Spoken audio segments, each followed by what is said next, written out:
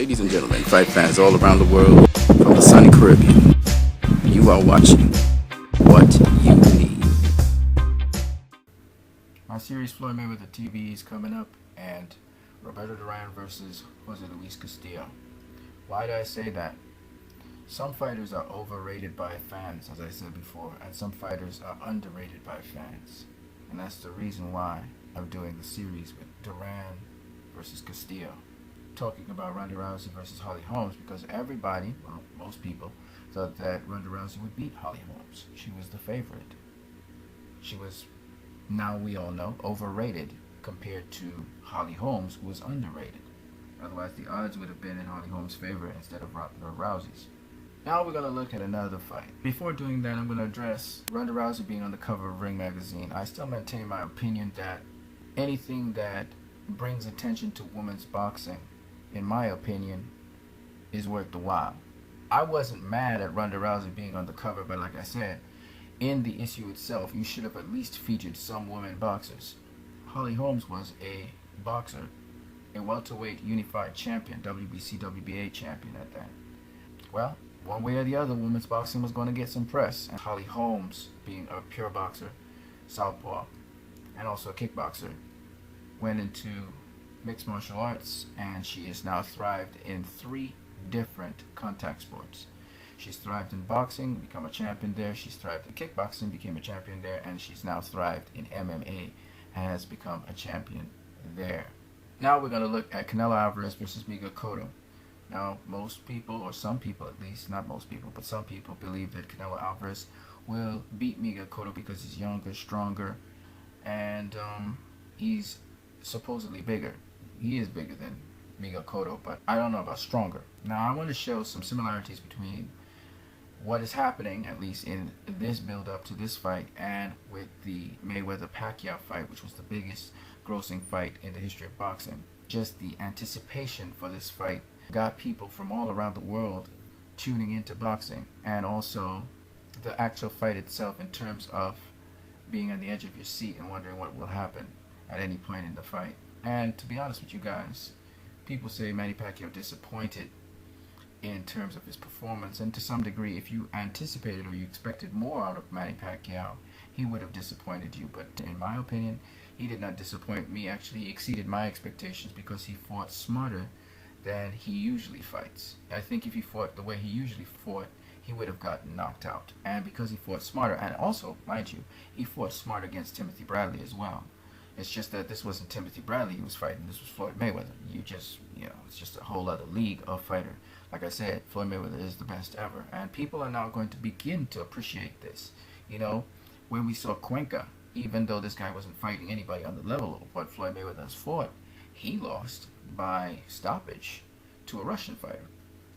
And he was, what was he, 48-0, I think. He was going to try and tie Rocky Marciano's record. And this has been happening over and over in boxing.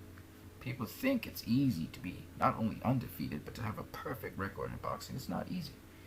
Now, I heard some people online, by the way, talk about how Mayweather, he wasn't interested in, pleasing the fans. He was interested in having an undefeated record. Now, first and foremost, Mayweather always has an entertaining fight. And Mayweather is always interested in the fans. But of course, this is boxing. You go into boxing to win. So, because he has that winning mentality, he also wins fights. Now, people say, well, he doesn't do fan-friendly fights. Well, then, if you go just a little bit back into time, and you watch Pernell Whitaker, I guess you would say that Pernell Whitaker doesn't do fan-friendly fights either, because Pernell Whitaker was more defensive than Floyd Mayweather was.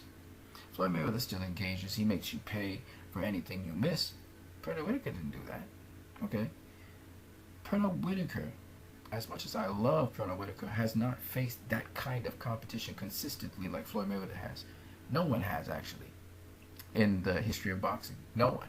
Consistently? No. Have they faced that level of competition before? Some of them have, in their given respective eras, yes. But consistently, no.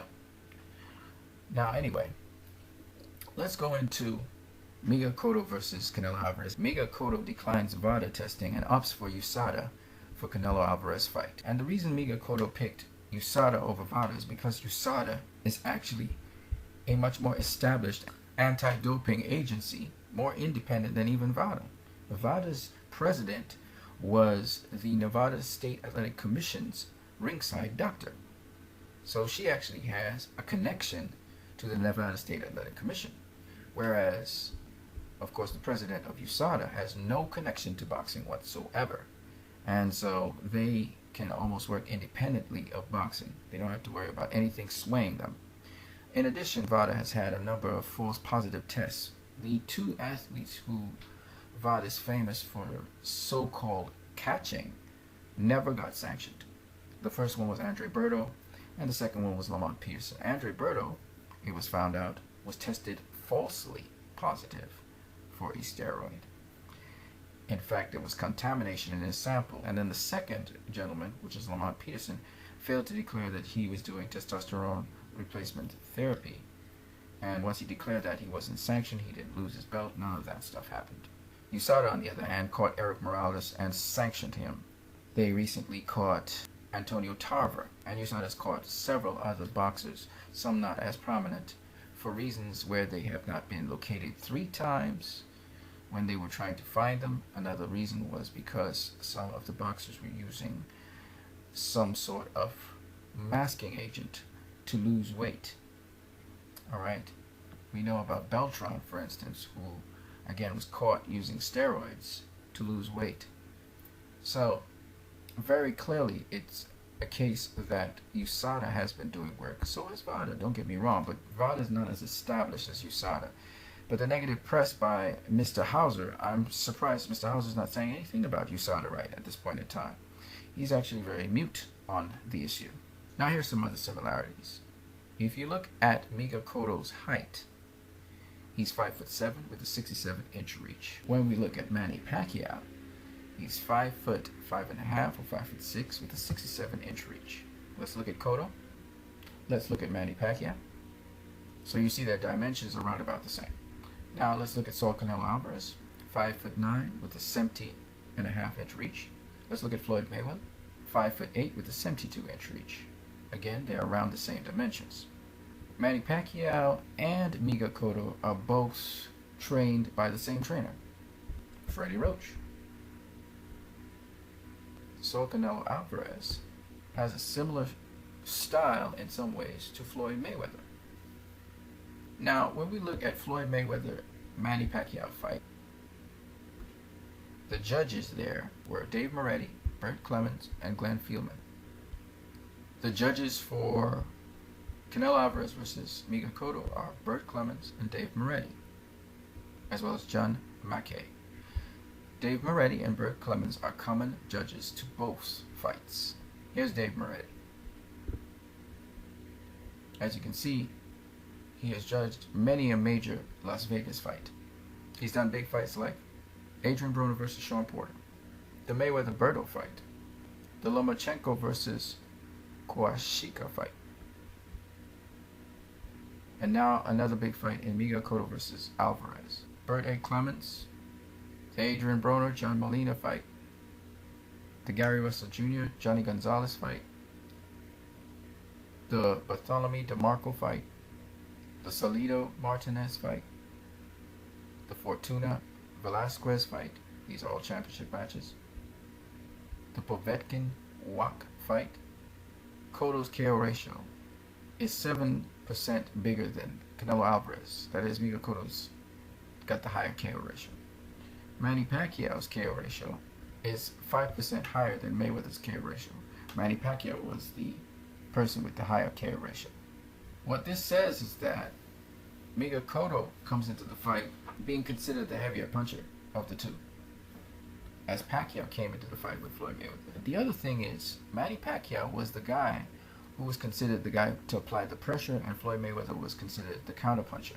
This is also true for May-Pac versus Saul Canelo Alvarez, where Cotto will more than likely be the pressure fighting boxer. Canelo Alvarez will be the counterpuncher. So there are a number of different similarities between Canelo Alvarez fighting May-Pac, including that Canelo Alvarez also uses proper gloves with proper padding. He uses Everlast Powerlock gloves or Grants. May-Pac, he uses sometimes raised gloves or Everlast MX gloves. Manny Pacquiao uses Reyes gloves. So that's basically it with the comparisons. You guys have a great